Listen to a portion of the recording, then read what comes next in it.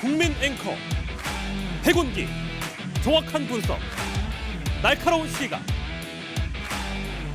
백운기가 하면 다르다.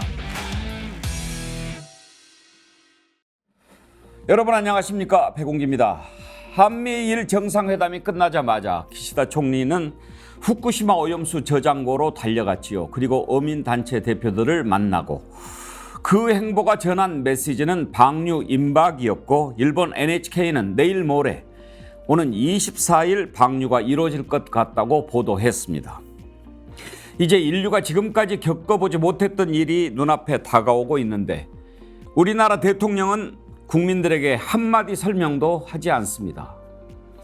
그러면서 오염수를 방류해도 위험하지 않다는 홍보 영상을 제작해서 배포했다고 하는데, 도대체 이 대통령은 어느 나라 대통령인지 묻지 않을 수가 없습니다.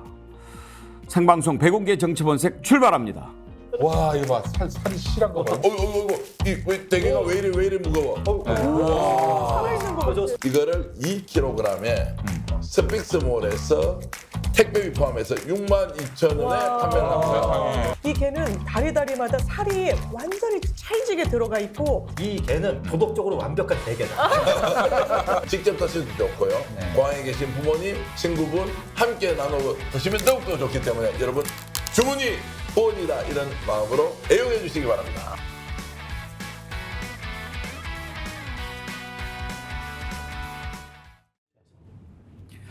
생방송 백운기의 정치본색은 여러분이 만들어가는 프로그램입니다. 방송 중에 실시간 댓글 많이 참여해 주십시오. 저희가 소개해드리고 하루에 2분씩 선정해서 자연주의 화장품 글램모에서 드리는 선크림, 아이크림 세트 드리고 있습니다. 그리고 지금 여기 계신 분들 다 구독하셨겠지만 또 다시 보기로 함께 하시는 분들도 꼭 구독 눌러주시고요. 좋아요도 눌러주시기 바랍니다. 50만 정어리 달성 막판에 아리랑고개를 넘고 있습니다. 구독자 증가 속도가 요즘 주춤해졌는데요. 주변에 우리가 진실과 상식으로 맞서 싸우려면, 상어를 이기려면 정어리떼가 큰 몸집을 가진 것처럼 모이는 수밖에 없습니다. 50만 정어리 달성해서 공정과 정의와 상식을 바로 세우는데 함께 해주시길 바랍니다. 스픽스를 성원하는 방법이 또 하나 있습니다. 스픽스몰에 회원 가입해 주시고 스픽스몰에서 판매하는 상품도 많이 구입해 주십시오. 지금 현재 스픽스몰 회원 가입자가 5,895분이신데요. 이달 안에 10,000명 가입해 주시기를 바랍니다.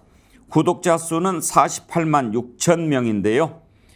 49만 명이 되면 50만 구독자 달성 이벤트는 마감하도록 하겠습니다. 50만 구독자 언제 달성할지 예측해서 맞추신 분들에게 저희가 준비한 선물 드리도록 하겠습니다. 대상 한 분에게는 베트남 여행 상품권 2장, 그리고 또 20분 정답자에게는 광화문 살롱에서 드리는 베이커리 종합 선물 세트 드리도록 하겠습니다. 현재까지 50만 구독자 달성 이벤트는 모두 992명이 참여해 주셨습니다. 곧 1,000명 돌파할 것 같은데요. 49만 명 되기 전에 1,000명 달성되기를 바랍니다. 오늘 함께 하실 네 분 패널 소개하겠습니다. 김유정 전 민주당 의원, 민주진영 박진영 유튜브 대표 박진영 교수, 이현주 전 국회의원, 그리고 양문석 언론학 박사, 빨리 오세요. 죄송합니다. 네, 내 어깨 만져주고 오시려고 지금 뒤에 있다가 오시는 거죠? 밖에 지금 비 옵니까? 예, 비가 오다가 말다가 오다가 말다가. 금요일까지 계속 비 온다고 그러더라고요. 네. 갑자기 장마 비가. 가을 장마라는데. 2차 장마라고 하던데 원래 2차 장마는 뭐 이렇게 표현이 원래 있는 표현은 아니라고 그러더라고요. 그런데 이제 장마처럼 쭉 길어지니까 2차 장마라고 표현한다고 하는데, 극한호우, 2차 장마, 예전에 듣도 보도 못한 일들이 막 생겨요. 워낙 듣도 보도 못한 일들이 많이 일어나서 날씨도 그런가 봐요. 뭐 새롭지도 않고 놀랍지도 않고 우리 국민들 입장에서는 하늘의 뜻도 땅의 뜻도 도대체 뭐가 어디로 가는지 모르는 혼돈의 시대를 살고 있는 것 같습니다. 그러게 말입니다. 자, 일본의 후쿠시마 오염수 방류가 임박 시작한 것 같습니다. 지금 뭐 일본 언론들은 24일, 그러니까 내일 모레지요, 방류할 것 같다라고 얘기합니다. 기시다 총리 움직임을 보면 그런 것도 같습니다. 한미일 정상회담 끝나자마자 후쿠시마 원전 찾아가고 어민단체 대표들 만나서 얘기하고 얘기하는데 뭐 반대한다고 하지만 또 뭐 표정을 보면 다 체념하고 받아들이는 그런 표정이고, 일본은 그렇다고 칩시다. 자기들 나라니까요. 그런데 우리나라는 이걸 걱정을 하고 같이 우려하고 대책 마련을 해라, 소리를 높여 외쳐도 부족할 판인데 대통령이 한마디도 국민들에게 설명해 주지 않습니다. 지금 기자회견 한 지가 얼마나 됐습니까? 이렇게 많은 일들이 일어나고 수많은 의혹이 불거지고 대통령이 해명을 해야 될 일들이 한두 가지가 아닌데도 국민들에게 설명 한마디 하지 않습니다. 이렇게 오랫동안 야당 대표 한 번도 안 만나고 기자회견 한 번도 하지 않은 대통령, 지금까지 우리가 본 적이 없습니다. 이런 일이 일어나는데도 언론은 입을 닫고 있습니다. 기자회견 하지 않는다고 비판도 하지 않습니다. 이제 이 나라가 이렇게 가버리고 있습니다. 이대로 가면 큰일 납니다. 국민들이 깨어 있어야 합니다.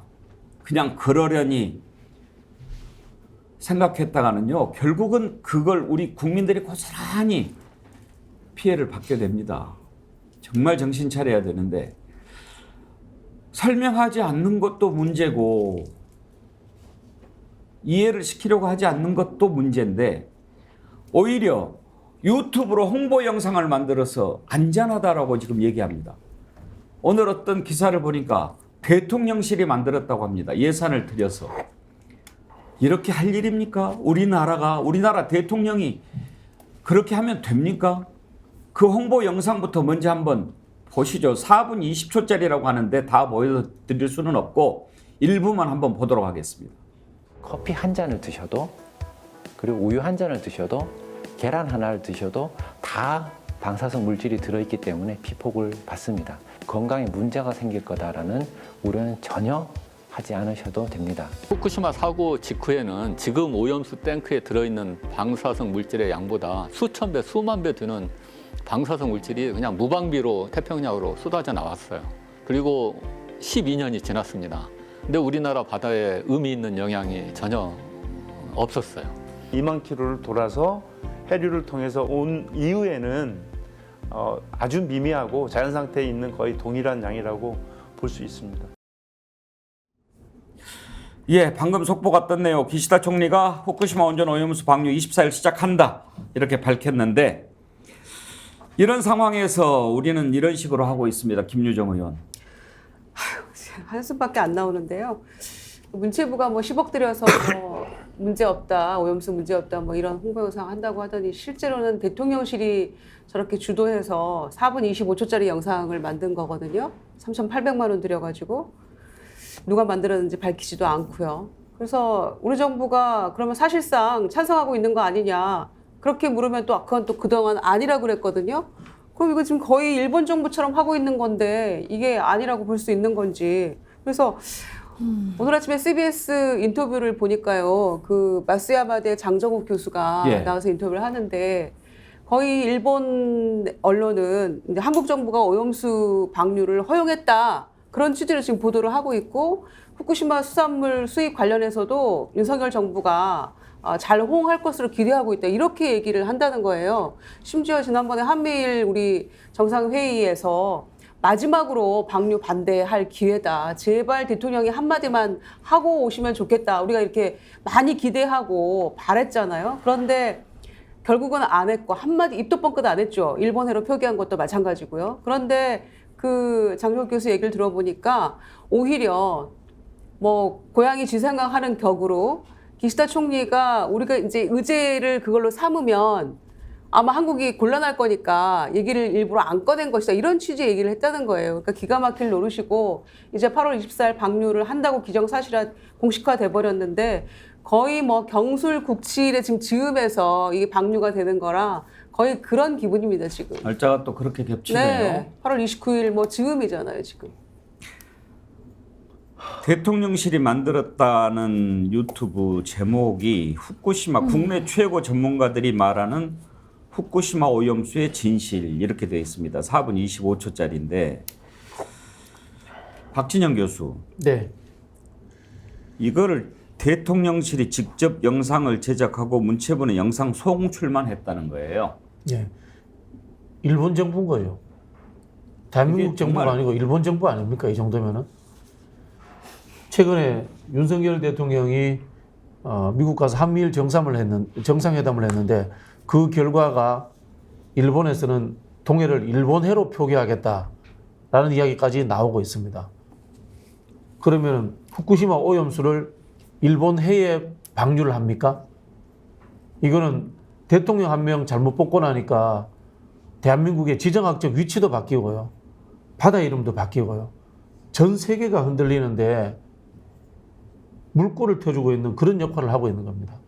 저는 아까 저 영상을 보면서 어떤 생각이 드냐면요. 일제 36년 통치를 끝내고 우리가 이제 친일 부역자 청산을 못했습니다. 윤석열 정부가 언젠가는 끝날 거 아닙니까? 빨리 끝났으면 좋겠습니다만 친윤 부역자로 지금 이름 올리신 분들 역사가 심판할 것이다. 그런 경고를 드리고 싶습니다. 오늘 서정욱 교수가 나왔는데 서정욱 교수가 만약에 서정욱 변호사가 있었다고 하면 뭐라고 얘기했을지 참 궁금하네요. 그런데 이현주 의원 왜 그러는 것 같습니까? 지금 윤석열 대통령 하는 걸 보면 기념사도 그렇고 경축사도 그렇고 일본과 관련된 부분 아무리 일본과의 관계 개선도 중요하다고 하지만 과거사 문제까지는 뭐 그렇다고 칩시다. 지금 이건 당장의 국민 안전과 건강에 관련된 문제 아닙니까?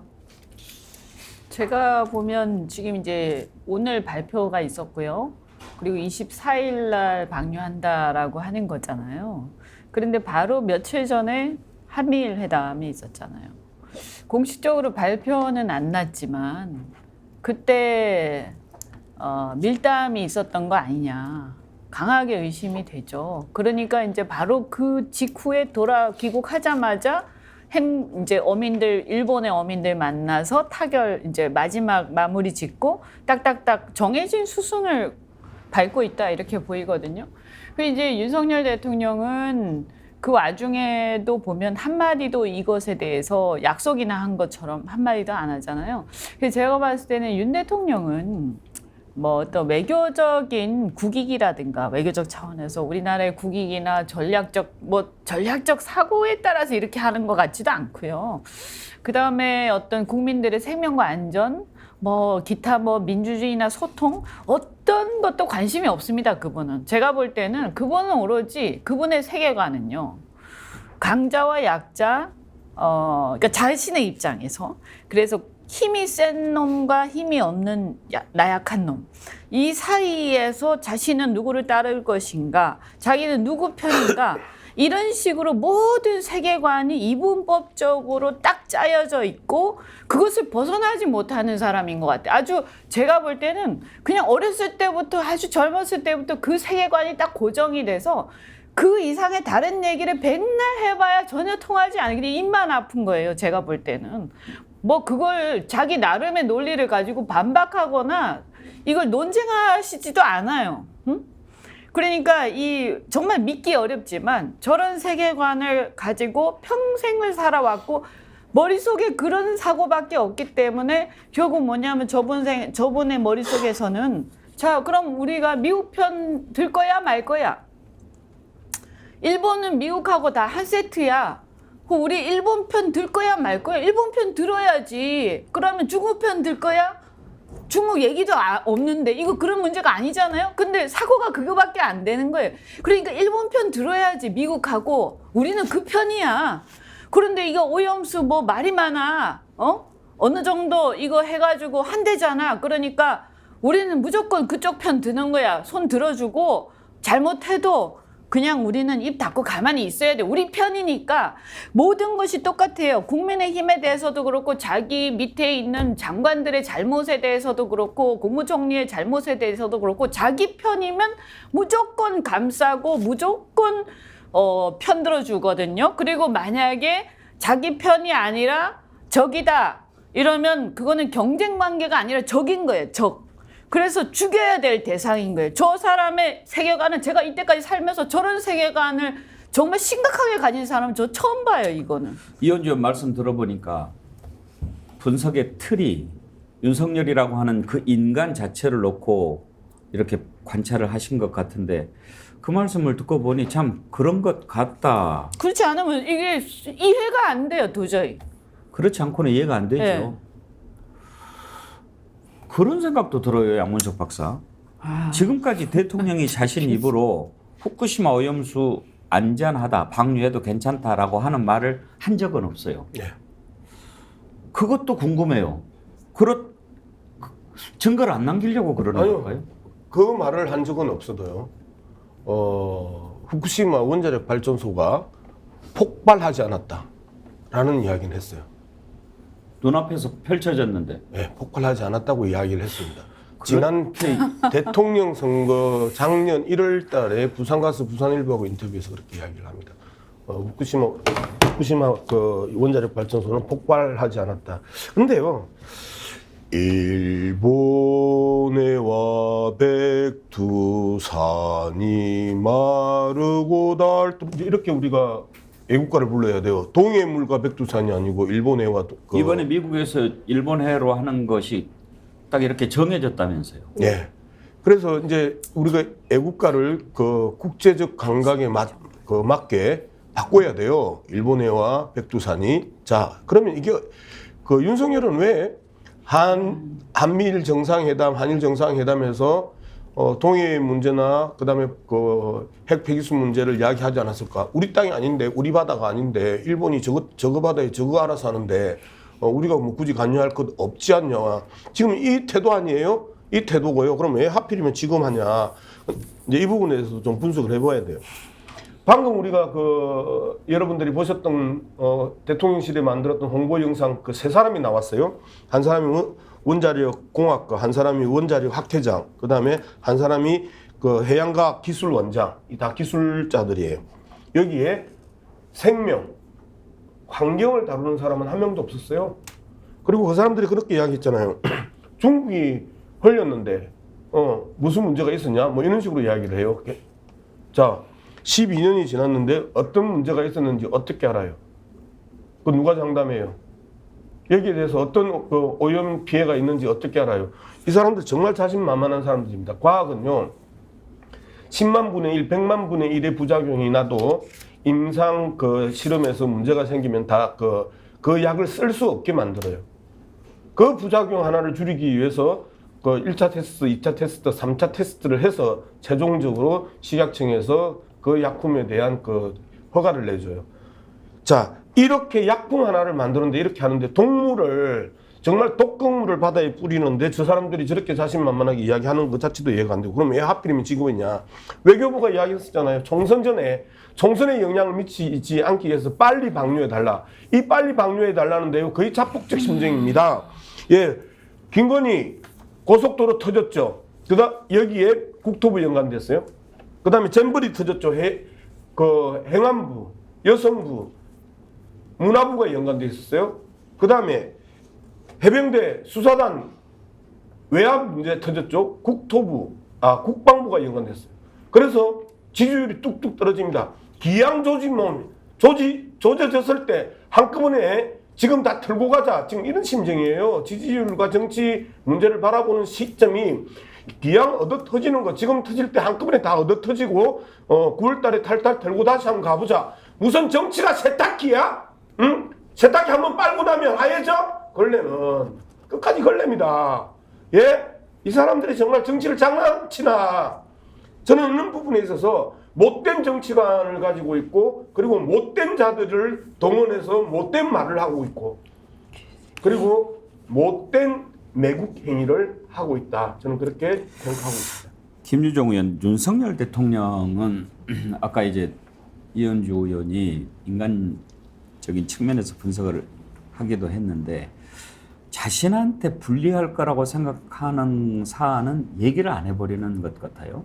네, 그런 불리한 거는 침묵하고 조금 유리한 것, 이롭다 싶은 거는 굉장히 떠들어대잖아요. 대통령실도 마찬가지고. 그게 정말 심각한 문제인데 그거는 후보 시절에 약속했던 것과는 완전히 정면으로 배치되는 행동 아닙니까? 그러니까 그 검찰총장 임명될 그 즈음에도 뭐 검찰 개혁은 반드시 해야 되는 거라고 하고 나중에는 다 지금 이 모양 이 꼴 만들어버린 그 거짓말했다 이런 얘기도 했었는데 마찬가지인 것 같습니다. 그러니까 도이치모터스 주가 조작 1심 판결을 났을 땐 대통령실이 마치 김건희 여사의 대변인이라도 되는 양 거기에서 거 봐라 죄 없지 않냐 이렇게 이제 막 나왔어요. 그런데 양평 고속도로 문제 딱 터지고 나니까 그거는 국토부가 알아서 할 일이다.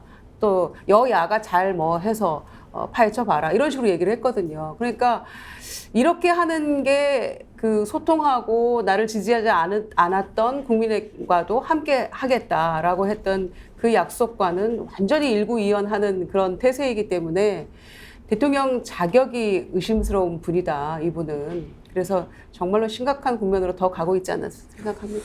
박진영 교수, 윤석열 대통령 왜 이럴까? 그 분석 틀을 윤석열이라고 하는 그 인간을 놓고 봤을 때 그러기도 하겠다라고 싶기도 한데, 그럼에도 불구하고 추구하는 바, 의도하는 바, 목적하는 바가 뭔가가 참 궁금해요. 박진영 교수께서는 어떻게 보십니까? 뭐 때문에 이러는 것 같습니까?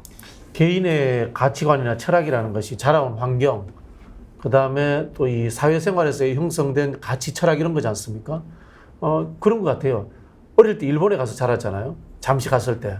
그때 가졌던 느낌, 일본은 정말 깨끗하고 선진국이고 정직한 나라구나, 그런 이야기를 했습니다.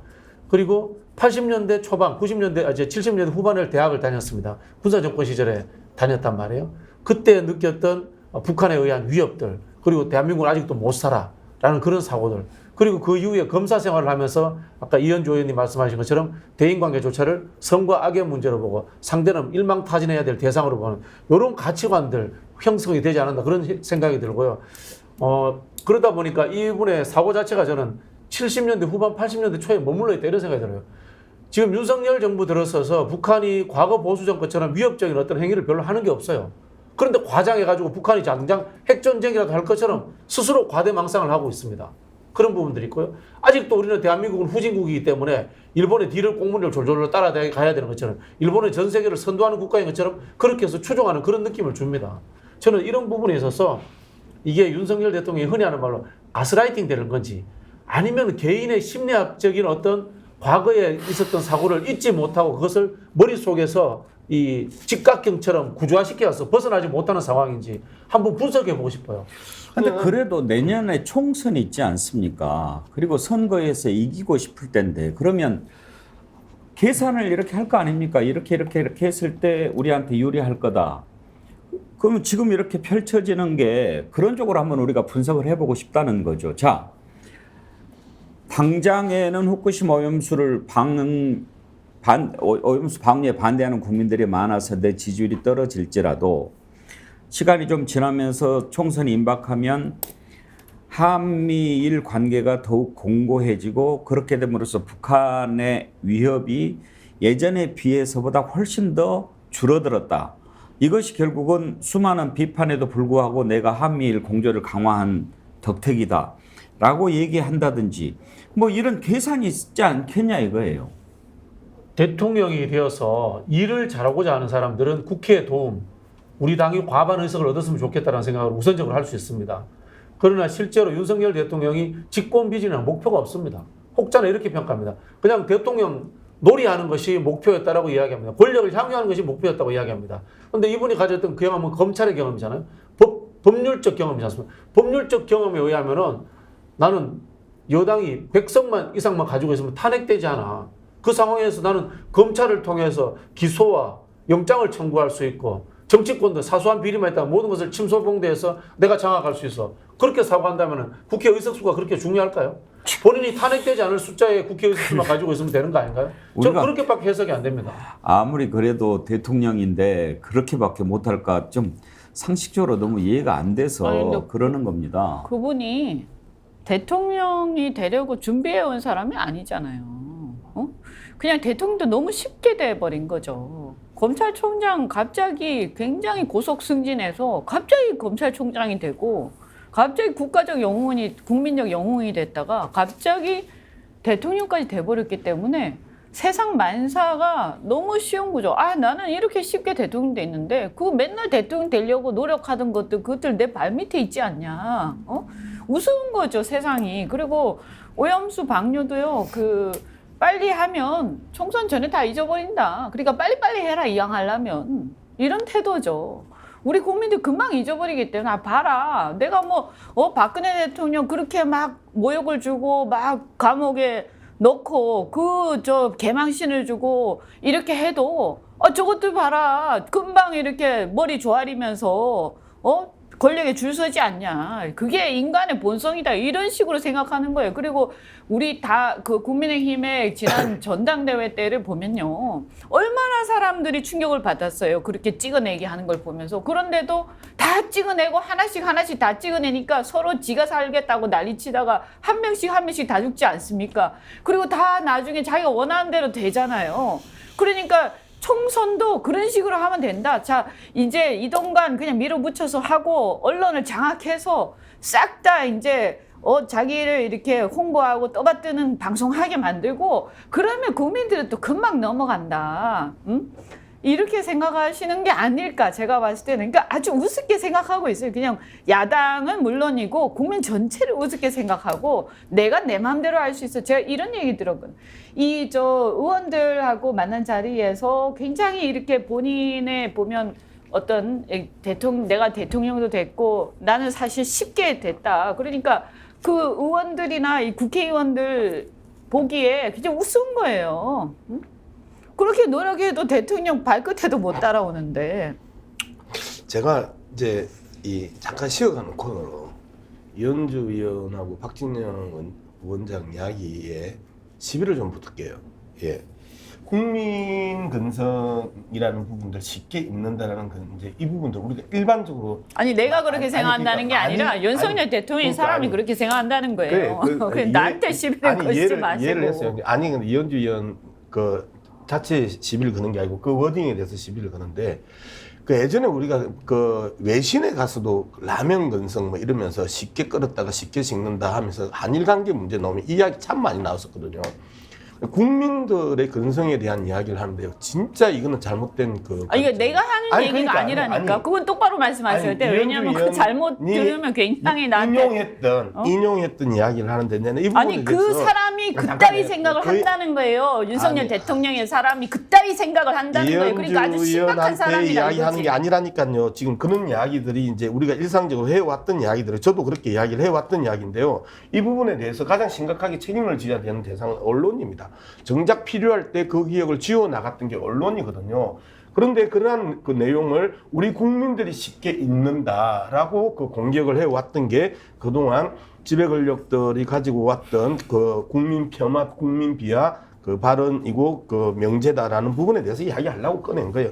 그 다음에 박진영 원장이 윤석열이 선거 악으로 구분한다. 윤석열은 선거 악으로 구분하는 거 아니에요. 적군과 악군으로 구분하고요. 나에게 이로운 자냐 이롭지 않은 자냐라고 구분합니다. 윤석열이 선이 어디 있어요? 이제까지 보여줬던 형태가 윤석열은 선과 악으로 세상을 이분법으로 구분하는 게 아니고 적군과 악군, 그다음에 나에게 도움이 되는 놈 안 되는 놈 이런 식으로 같은 얘기입니다. 세상을 이제 바라보는 거다라는 그 부분을 시비 건 것은 아닌 걸로 받아들이고 제가 시비를 거는 게 아니고요. 양문석 박사님 잠시 쉬어가는 코너라고 제가 말씀드렸잖아요. 우리끼리 이 해석을 가지고 막 왈가왈부 할 필요가 없어요. 왜냐하면 제가 여러 차례 말씀드리지만 솔직히 저도 윤석열 대통령자 붙이기 싫어요. 앞으로 그래도 우리 방송을 위해서 좀 직함을 붙여주시라니까요. 알겠습니다.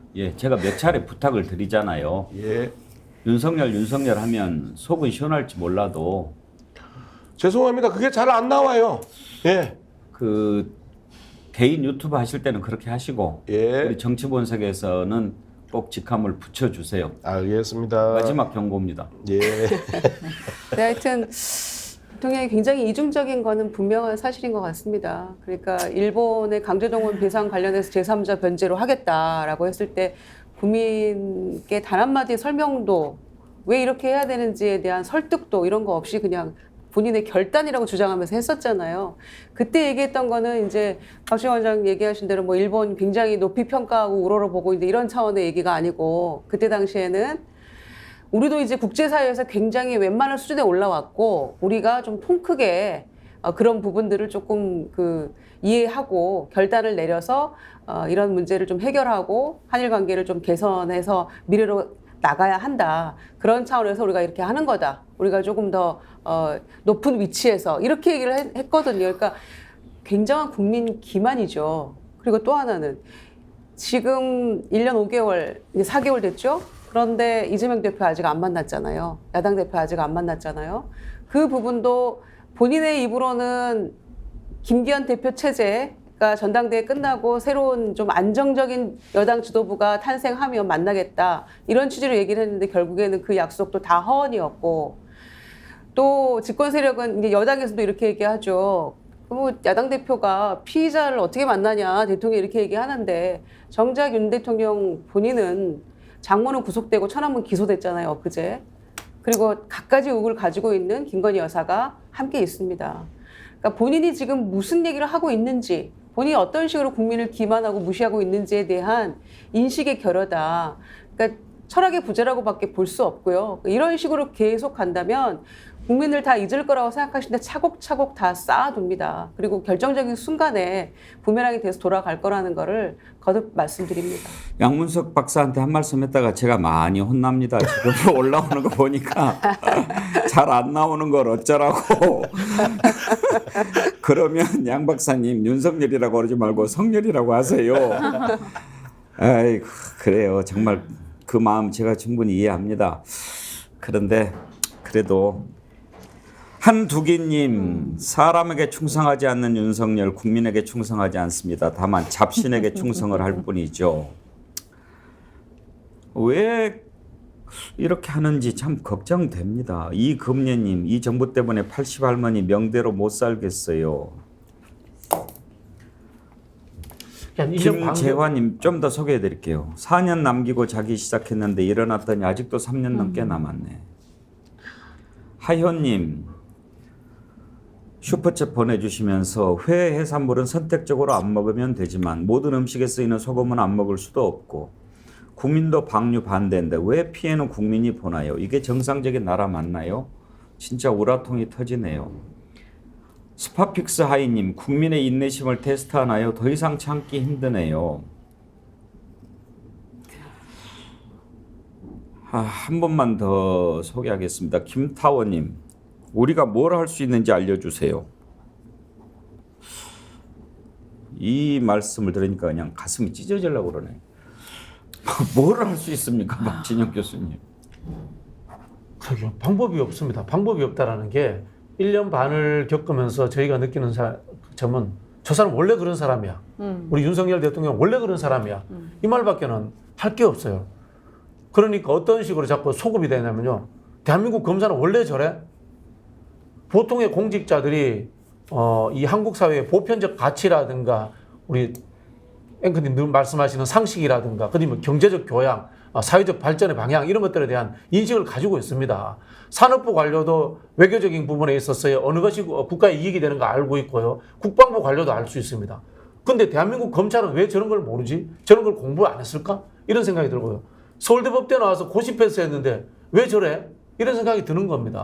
9번이나 바뀌. 저는 어떤 생각이 드냐면요. 윤석열 대통령 같은 분이 검사가 되고 공직 생활을 20년 했다는 것 자체부터 저는 근본적으로 문제 제기를 하고 싶어요. 한국에서의 공직 사회의 구성 방식과 그분들을 평가하는 방식부터 저는 원점에서부터 재검토해야 될 시기가 왔다 그런 생각까지 듭니다. 그 얘기를 하니까 사실은 검찰 내부에서는 그 사람에 대한 평판이 정말 안 좋았습니다. 원래부터. 좌천된 이유도 사실은 본인이나 주변에서 언론 플레이를 막 하면서 국정원 댓글 때문에 그렇게 된 걸로 포장을 해서 그렇지 제가 볼 때는 뭐 이렇게 보면 굉장히 그 검사로서의 어떤 막무가내식의 수사라든가 이런 것들에 대한 평가가 안 좋았던 것이 더 본질적인 것 아니었겠나. 그래서 사실은 어떻게 보면 절대로 승진을 고속 승진을 해가지고 총장이 될 만한 감이 아니었던 거예요. 그런데 어떻게 보면 우리 정치의 어떤 비극적인 어떤 흐름 속에서 그런 그 돌연변이 같은 상황이 발생했던 것부터가 이제 잘못 끼어진 단추인데, 그러면 이걸 어떻게 할 거냐 이제 와서라고 했을 때 지금 굉장히 많이 남았잖아요. 그러면 다음 총선 때 그러면 뭐 심판을 하면 되냐? 그런데 제가 봤을 때는 정말 200석 범야권이 200석을 넘지 않는 한은 끄덕도 안 할 것 같아요. 정말 그런 생각이 들고, 지금도 뭐 사실은 어떻게 보면 의석수가 현재 모자라지 않습니까? 그런데도 눈도 하나 깜짝하지 않고 이렇게 하는데, 지금 이런 상태로 가면 예를 들어서 한 10석, 20석이라도 더 늘어나면요 훨씬 더 심해질 거예요. 이은주 의원님 말씀 듣고 보니까요, 실제로 그런 분을 제대로 파악하지 못하고 중용한 뭐 정부가 잘못됐다, 뭐 거기에 대해서는 뭐 동의할 수밖에 없다, 이런 생각이 들고요. 한편으로는 기존에 있던 정치권이 보수 진보의 극단적 이 대립 구조에서 칼을 통해서 상대방을 죽이려고 했던 그런 적대의식들이 이 칼 자체가 춤을 춰가지고 칼이 권력이 되는 이런 상황을 만들지 않았나, 이런 좀 상황인식이 되면서요, 기존에 오랫동안 정치하신 분들이 이제까지 했던 것에 대해서 역사적 책임과 반성의 의미에서 이런 정권의 조기 퇴진에 대해서 좀 힘을 모아야 될 때가 아닌가, 그런 생각까지 듭니다. 네. 일본에서 순자 아이디 쓰시는 분께서 5,000엔 슈퍼챗 보내주셨는데요. 일본에서 오늘 슈퍼챗을 보내주시니까 느낌이 좀 더 다른 것 같습니다. 후쿠시마 오염수 방류가 날짜가 결정됐다라는 소식 가지고 얘기하다 보니까 참 안타까움이 더합니다. 내일 모레도 다 살펴봐야 되니까요. 오염수 방류를 대하는 우리 국민의, 우리 정부의 태도 여기까지 하고, 오늘 이 내용 가지고 한번 네 분 짧게 생각을 하나 해보려고 합니다. 지금 이동관 방송통신위원장 후보자 청문회가 끝났고 뭐 임명 강행하지 않겠어요? 경과보고서 채택이 안 됐지만 지금까지 해온 행태로 보면 할 것 같은데, 임명도 하기 전에 탄핵 얘기가 나옵니다. 그러니까 이제 오늘 짧게 한번 토론이라고 할까, 네 분의 의견을 들어보고 싶은데 그런 겁니다. 물론 탄핵을 해야 된다라고 하는 그 심정은 충분히 이해가 되는데, 반대하는 쪽은 탄핵은 직무상 행한 일이 헌법과 법률에 위배됐을 때 해야 되는데 아직 직무를 제대로 시작도 하지 않았는데 탄핵은 너무 이르지 않느냐라는 거고, 아니다, 탄핵해야 된다라고 하는 것은 이렇게 많은 사람 안 된다고 하는데도 밀어붙여서 임명하고 이렇게 비상식적으로 가는데 우리만 상식적으로 가면 되느냐라는 얘기입니다. 네 분 얘기 듣기 전에 짧게 오늘 아침에 한 보수 매체 칼럼에 나온 내용을 보면 제목이 이동관 탄핵설의 실체입니다. 탄핵설을 비판하는 칼럼인데, 이 칼럼을 쓴 그 보수 매체 정치 부장은 그 시나리오를 이렇게 보더라고요. 방통위가 5인 체제인데 현재는 3명이죠. 그런데 이제 김효재, 김현 의원이 내일로 임기가 끝나니까 후임을 추천해야 되는데 민주당이 거부하겠다는 거죠. 그러면 2인 체제가 되고, 방송법에는 방통위는 제적위원 과반의 찬성으로 의결된다라고만 돼 있으니까 2인 방통위가 불법은 아니라도 전체 인원의 절반도 안 되는 방통위가 주요 사안을 결정한다면 민주당은 이걸 가지고 탄핵을 하게 될 거다라는 시나리오입니다. 탄핵을 해야 된다, 안 된다, 어느 쪽입니까, 양문석 박사님은? 저는 탄핵해야 된다라는 입장입니다. 논리를 좀 얘기를 해주시죠. 기본적으로 이번 과정에 있어서, 그 청문회 과정에 있어서 엄연히 드러난 모든 사실을 다 부인한단 말이에요. 그리고 저한테도 뭐 여러분들이 당시에 청와대에 같이 있었던 사람들도 와 내가 봐도 부끄럽다. 그리고 내가 가서 그냥 증언하고 싶었다라는 그 전화까지 올 정도로 그리고 제가 또 옆에서 지켜봤던 사람이잖아요. 와 저렇게 대놓고 거짓말을 할 수 있냐라고 하면 저는 대통령이 거부권을 행사할 수도 있고 그다음에 인명 강행을 하면 인명 강행하는 그 즉시 바로 저는 탄핵 들어가야 된다. 그럼 탄핵 들어가는 저 이야기 맞아요. 가반수 출석에 가반수 의결이에요. 그런데 가반수 출석이 안 되잖아요. 그러면 2명밖에 없잖아요. 이동관 못 들어가죠. 야당 둘이 지금 한 명은 안 넣어주고 한 명은 추천 안 하겠다는 거 아니에요. 그러면 사실상 방통위의 직무를 정지시켜 놓는 게 차라리 낫다라는 그 판단을 할 수밖에 없습니다. 그래서 이동관에 대한 탄핵은 저는 강력하게 이 요구하고 소리 지르고 있는 그 대표 선수 중에 한 사람입니다. 탄핵이 마땅하다. 네. 김유정 의원은요? 저도 청문회 과정을 지켜보고 지금 또 여당이 이제 엊그제도 파행을 했잖아요. 과방위가. 그 관련해서 청문보고서 채택 여부에 대해서 좀 논의를 해보자. 이것마저도 이제 파행을 하고 그걸 명분 삼아서 뭐 임명 강행으로 가는 거는 수수는 뻔한 것 같습니다.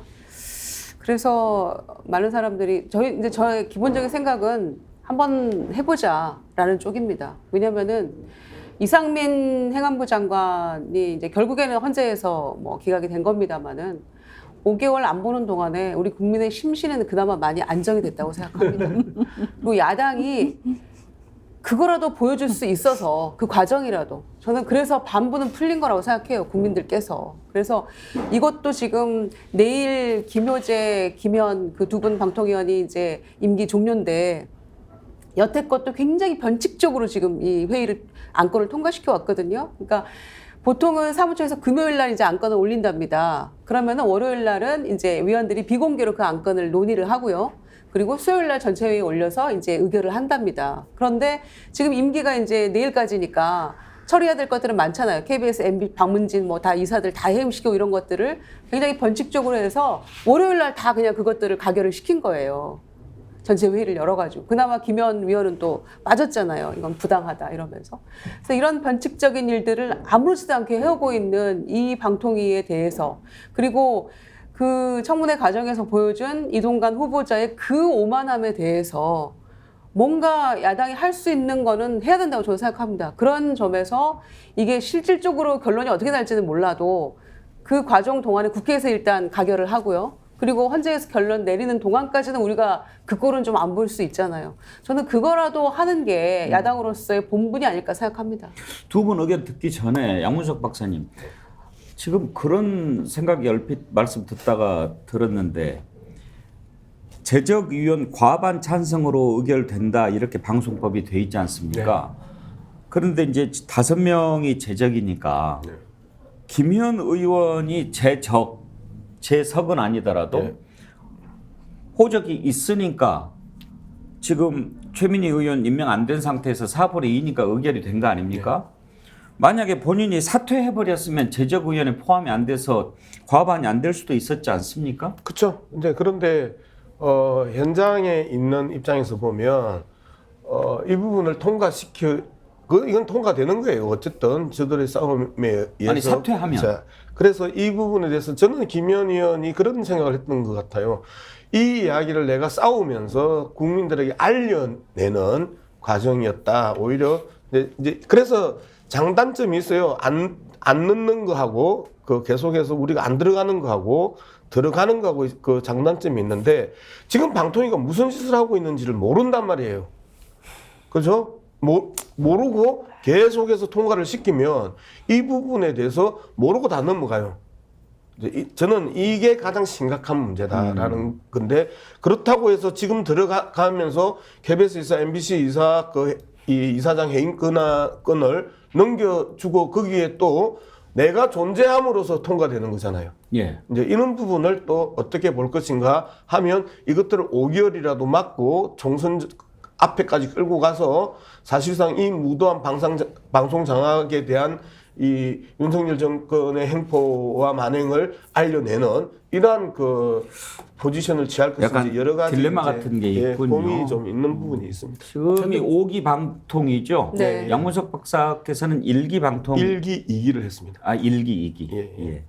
그 금방 말씀하신 김현 의원 그 위원 문제는 저는 김호희 위원에게 그 판단에 맡기는 건 아니라고 봐요. 사실은 김현 위원을 추천했던 진영 내에서 전략적 판단을 해야 되는 거죠. 김현 위원이 안에서 싸우는 것이 나은 건지 아니면은 이 판 자체를 완전히 깨서 방통이라든가 정부 자체를 거부하는 상황으로 만들 것인지에 대해서는 김현 의원 개인의 판단에 맡겨서 또 굴레를 씌우는 건 아니고 이거 사실은 민주당을 비롯한 이쪽 진영이라고 하는 사람들 자체가 저는 이 결론을 내리지 못하고 무능한 측면이 있다고 봅니다.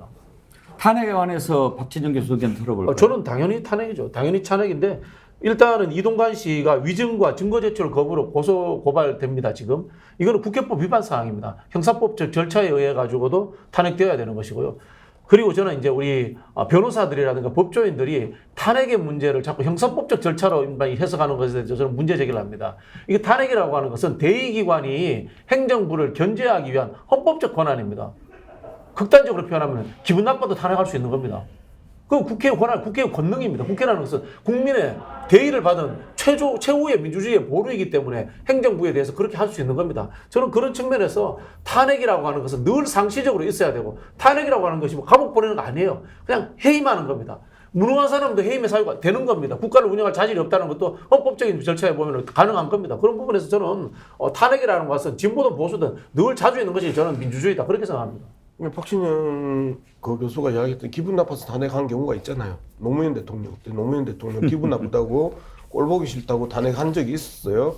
그런 부분에 있어서 나는 그 박진영 교수 이야기에 전적으로 동의합니다. 예. 이현주 의원도 탄핵에 찬성하는 의견이십니까?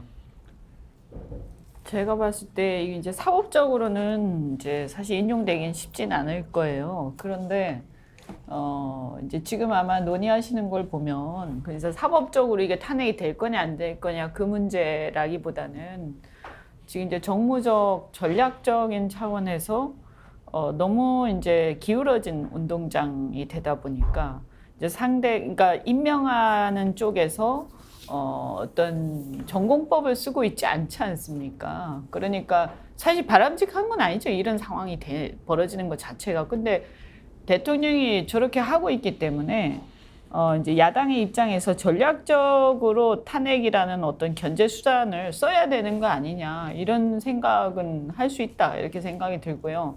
그거는 이제 전략적 판단을 해야 되는 것이죠. 거기에 따른 이제 플러스 마이너스가 있을 테니까요. 근데 이제 제가 볼 때는 그런 부분도 전략적으로 판단을 해야 되겠지만. 예컨대 이제 이게 언론 개혁이라는 게 사실은 어느 진영이든 정치권이 언론에서 손을 떼는 게 바람직한 거거든요. 그러니까 저쪽 진영이 잡고 있으니까 그 다음에 우리가 잡아서 또 장악해야지. 이게 지금 계속 반복되고 있지 않습니까? 그러니까 궁극적으로 아예 손을 떼야 되는데 이런 이제 언론 개혁에 대한 언론 개혁에 대한 어떤 비전에 대해서 사실 저는 제1야당이 이 문제에 대해서 얘기해야 된다. 예컨대 이게 우리가 장악해서 다음에 우리가 장악해야겠다. 이제 쫓겨나고 있으니까 그래 안 밀려나겠다. 이런 식의 그걸로 하게 되면 국민들이 볼 때는 똑같은 어떤 싸움판으로 보이기 때문에 전혀 희망이 없는 거예요. 그래서 그게 아니라 궁극적으로 이렇게 계속해서 굴러가고 있는데 이제 이것을 끝내고 그전에 어떻게 보면 그전 정권을 잡았을 때 언론 개혁을 할 수 있는 시기가 있었는데도 못했지 않습니까? 그래서 그 부분에 대한 자성과 함께 다음에 정권을 잡으면 반드시 이것은 이 어떤 이해관계를 떠나가지고 반드시 손을 띄도록 우리가 하겠다라든가 이런 얘기를 사실은 저는 제1야당이 해야 된다고 봅니다. 탄핵을 하자는 얘기입니까? 탄핵은 뭐 그건 전략적으로 판단하셔야 되는 거죠, 야당에서. 근데 이제 야당이 할 수 있는 수단이 없어요. 이게 뭐 전략적 고민이든 정치공학적 판단이든 안 그러면 옳고 그름의 문제든 야당이 싸울 수 있는 수단이 없다. 그리고 청문회에 있어서 그렇게 모욕을 당한 야당이란 말이에요. 대통령이 일방적으로 임명했었을 때 그러면 여기에서 우리가 더 이상 수단이 없어서 아무것도 못한다고 수단이 있음에도 불구하고 아무것도 안 한다의 문제는 큰 차이다. 그러면 최소한 5개월 정도의 업무 정지 그 효과는 낼 수 있는 부분이다라는 측면에서 보면 청문회 나와가지고 함부로 입 놀리고 그리고 거짓말하고 조롱하고 비웃는 이런 행태들을 완전히 고칠 수 있는 또 하나의 일벌백계의 상징적 처분이 될 수 있다고 저는 봅니다. 아니 저는 아까 박재년 교수 말씀하실 때 좀 와닿은 부분이 있었는데요. 꼭 과거에 했던 일에 대해서만 평가를 하고 탄핵을 하는 것도 법적으로는 필요하겠지만 정치적으로 봤을 때 이러이러한 일을 할 것으로 뻔히 예상이 되는데 그것을 직무를 정지시키지 않는다면 그것도 책임을 방기하는 게 아닌가 그런 생각을 할 수도 있거든요. 민주당이 다수의석이잖아요. 지금 탄핵 시켜놓고 방송법 개정하면 되는 거 아닙니까? 그런 절차에 저는 들어가야 된다고 봅니다. 레몬님이요. 공영방송의 이사들을 물러나게 했으니 다음은 사장일 테고 다음은 PD나 앵커, 패널들을 성향에 따라 몰아내지 않을까 생각되네요. 그 전에 직무정지를 시켜놓는 것도 나름 방법이라고 생각됩니다. 스파픽사이님 오늘 많은 의견 보내주시는데 민주당은 절대 현 상태에 책임이 없다고 할 수 없으니 이제 그것을 제대로 책임지고 해야 합니다. 제발 정신 좀 차리세요. 단식 투쟁이든 텐트 투쟁이든 왜 아무것도 안 합니까? 검찰 권력이 무서워서 그럽니까? 이제 민주당에 기댈 수도 없는 이 상황이 더 답답하네요. DAD빵님 탄핵이 답인데 현실적으로 불가능. 현실적으로 불가능하지 않죠, 김유정 의원? 이게 이제 이동관 후보자에 대해서 가능하죠. 국회에선 가능하고요. 그다음에 이제 헌재에서의 결론에 대해서 이걸 어떻게 인용 여부는 나중이고 당장 그렇죠. 국회에서 탄핵 소추가 되면 직무 정지가 되니까. 이현주 의원. 그러니까 이제 지금 이 문제는요, 법적인 판단의 문제하고 정무적, 전략적 판단을 분리해서 생각을 해야 돼요. 그래서 사법적으로 우리의 정상적인 상황 속에서 사법적으로 판단해서 이게 인용이 될 거냐 어떨 거냐 보면 사실은 아직 시작을 안 했기 때문에 인용될 가능성은 낮죠. 하지만 지금 상황이 정상적 상황이 아니다라고 판단을 한다면 정무적인 그러니까 정치 행위를 해야 되는 거거든요. 정치 행위를 지금은 어떤 법적인 해석을 하고 있을 상황이 아니다라고 판단하고 정치 행위를 한다라고 한다면 제가 만약에 야당이면 저는 하죠. 자, 이동관 방통위원장 후보자 임명도 되기 전에 탄핵 얘기가 나오는데 내분 의견 들어봤습니다. 여러분들 함께 생각하신 대로고요. 국방위원회 어제 열렸는데요. 역시 최수근 해병 사망 사건 수사 외압 논란 가지고 뜨거웠습니다. 결국 국방부에서는 당초에 박정훈 수사단장이 적용하기로 했던 대상에서 확 줄이고 대대장급만 과실치사 혐의, 업무상 과실치사 혐의를 적용해서 경찰에 이첩하기로 했는데 아무리 생각해도 국방부 장관 여기에서 책임 자유로울 수 없습니다. 본인이 결재까지 하지 않았습니까? 그래놓고 어제 국회에 와서 해명하는 모습을 보고 있으니 참 이 정부 어디까지 가겠다는 것인가 하는 생각 가진 국민들 많았을 겁니다. 선배 의원인 민주당의 김병주 의원이 이정석 국방부 장관에게 하는 모습 상당히 좀 가슴에 와닿던데요. 어제 그 모습 잠깐 한번 보실까요? 법에도 경찰, 군사경찰을 지휘하는 부대장은 수사의 공정성을 확립하기 위해서 독립성을 보장해야 된다고 해요. 해병대에서 수사한 거를 장관님이 재검토하라 또는 법무관리관이 혐의 사실을 엿는 방법도 있다, 없다 이렇게 가르쳐주는 것 자체가 직권남용인 거예요. 동급에서는 조언이 될 수 있지만은 군령 태산인 장관이나 장관의 참모가 그렇게 얘기하는 것은 그리고 차관이 4번이나 전화해서 회유하고 이러한 사항을 상식적이지 않잖아요. 장관님의 명령은 만약 보류한다 그러면 사령관한테 전화 한 번 하고 지시로 장관 지시사항 언제까지 보류할 것 됐으면 안 일어날 것을 구차하게 부사령관 불러서 설명하고 이런 적이 있나요? 왜 이렇게 구차해요? 의원님, 군사경찰은 소속된 장의 지휘 감독을 받도록 되어 있습니다. 그건 직권남용과 전혀 별개 문제입니다. 지휘 감독이란 것은 이걸 수사를 해라, 인원이 부족하면 한다는 거고, 수사에 대한 내용에 대한 간섭은 명백히 법에 위반이 되는 거예요. 아닙니다. 직권남용입니다. 박진영 교수, 이종석 국방장관이 뭐 할 말이 있을까요? 그러니까요. 본인이 사인해놓고 뒤엎었지 않습니까? 여기에서 이제 이야기 나오는 부분이 그거 아니겠습니까? 국방부 장관보다 높은 사람은 누구야라고 우리가 질문하게 되지 않습니까? 그러다 보니까 이종섭 장관이 과거에 청와대에 근무했을 때 김태효 차장과의 관계 이런 것들이 이제 유추되어 나오는 거고요. 그리고 이제 최근에 김종대 전 의원이 사실관계를 확인한 것 중에 하나가 이 사건의 핵심은 해병대 1사령관이 해병대 1사단장이죠. 1사단장이 지난해 수해 때에도 군 장비를 출동시켜서 대통령실에 굉장한 칭찬을 받았다는 거 아닙니까? 그런 식으로 되니까 이 명령교통이 무시되는 하나의 국기문란 사건에 해당되는 일이 일어나는 배경에 특정 대통령실에서의 해병 1사단장을 좋아하는 것, 그런 부분들, 그 다음에 또 이 국방부 장관에게 누군가가 지시를 할 수 있는 수준의 영향력을 할 수 있는 관계, 이런 것들이 추측이 되는 게 아닙니까? 이게 국방부 장관 입장에서는 직권남용이지만은 그 윗선에서의 지시가 부당하게 갔다면은 이건 국정농단으로 가는 거거든요. 이 정부에서 늘 횡행하는 방식입니다, 이게. 양문석 박사, 지금 이 부분은 특검을 도입하기로 민주당이 결정하지 않았습니까? 그럼 특검 대비해서 여러 가지 좀 자료들도 준비하고 증거도 모으고 그렇게 해야 제대로 특검 법안도 발의하고 그러지 않겠습니까? 예, 어제 내용 쭉 훑어보면 최강욱 의원 같은 경우에 그동안 우리가 못 봤던 자료들도 좀 나오는 것 같고요. 그래서 실질적으로 이제 특검 준비가 차근차근 되고 있는 것 같고, 지금 방금 그 김병주 의원하고 국방부 장관하고 이야기할 때 그 국방부 장관의 이 말하는 태도와 내용을 보면요, 이게 지금 그 윤석열 정권의 일반적인 장관들의 그 대답 태도인데요. 자, 왜 당신이 직접 결재를 해놓고 라고 이야기하면서 그 행위에 대해서 책임을 묻는데, 김병주 의원이 나중에 이야기했던 직권남용만 딱 끊어서 직권남용을 쟁점으로 만들고 직권남용은 아닙니다 하면서 법률적 논쟁으로 가고 있다고요.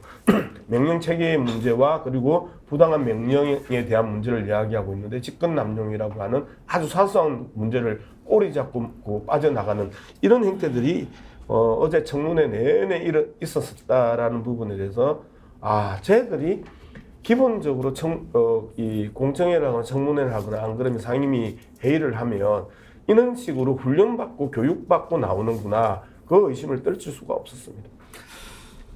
김유정 의원, 지금 이제 그림은 거의 다 그려져 있는데 확실한 증거가 필요한 상황 아니겠습니까? 과연 임성근 사단장이 현재 국가안보실 차장이라든지 또 뭐 국방부 장관이라든지 MB 때 청와대에서 같이 근무했던 그 인연 때문에 이 사람 구하려고 이렇게 한 것인지, 대통령실이 개입을 했는지, 그래서 외압이 행사가 됐는지, 이런 것을 밝혀야 우리가 지금 추측하는 것이 딱 맞아 떨어지는데 그 증거를 잡을 수가 있을까요?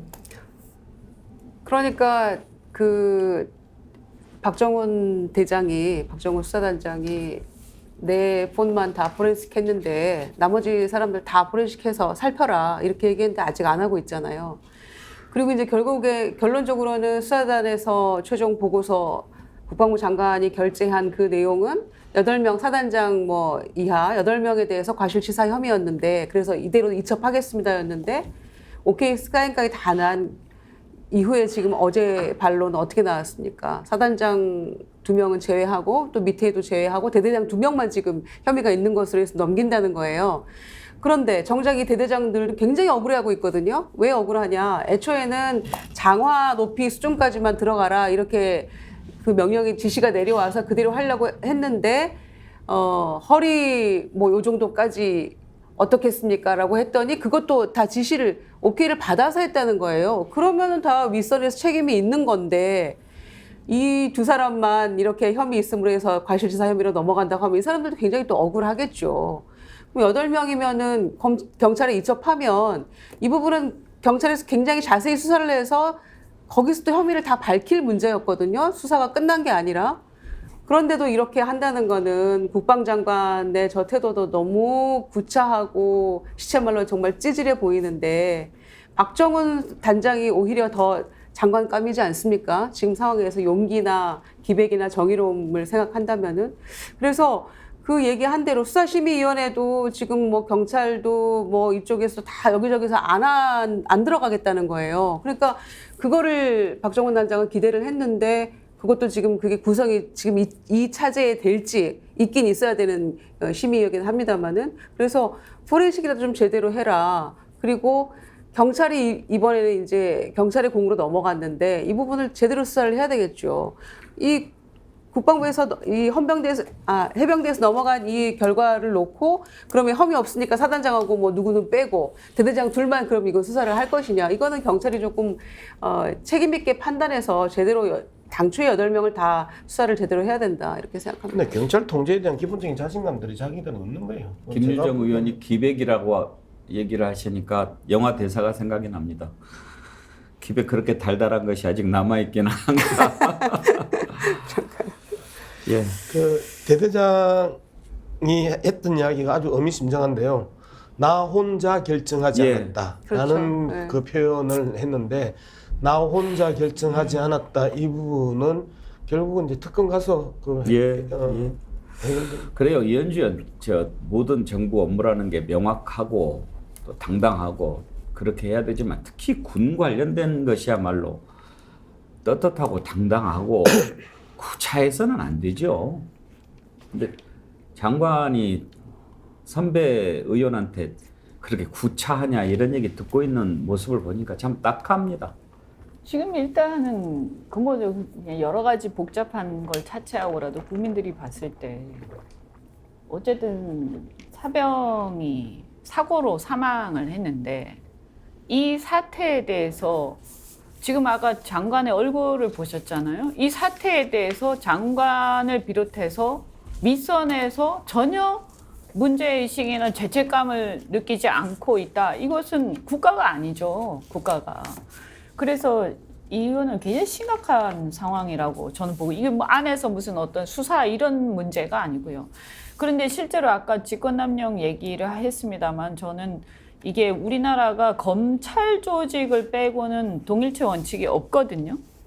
그래서 장관이 지휘 감독을 하는 것은 행정적인 감독이지 군사 경찰의 수사 내용에 대해서 구체적 내용에 대해서 지휘 감독권이 있지는 않는 걸로 저는 알고 있어요. 그래서 그 얘기 자체도 지금 장관이 제대로 잘 모르고 있는 거고요. 사실 장관이라든가 윗선에서는 그 군 경찰의 수사 내용에 대해서 관여하면 안 됩니다. 그 자체가 제가 볼 때는 헌법 정신에 위반될 가능성이 많다. 그리고 실제로는 이제 앞으로는 저는 검사 동일체 원칙도 폐지해야 된다라고 생각을 하고요. 근데 지금 문제는 뭐냐면 그럼 이게 밝혀질 거냐라고 했을 때 사실은 초동 수사의 어떤 시기를 많이 놓치고 있어요. 그래서 정상적이라면 경북경찰청이 빨리 이첩을 받아서 압수수색을 들어갔었어야 되거든요.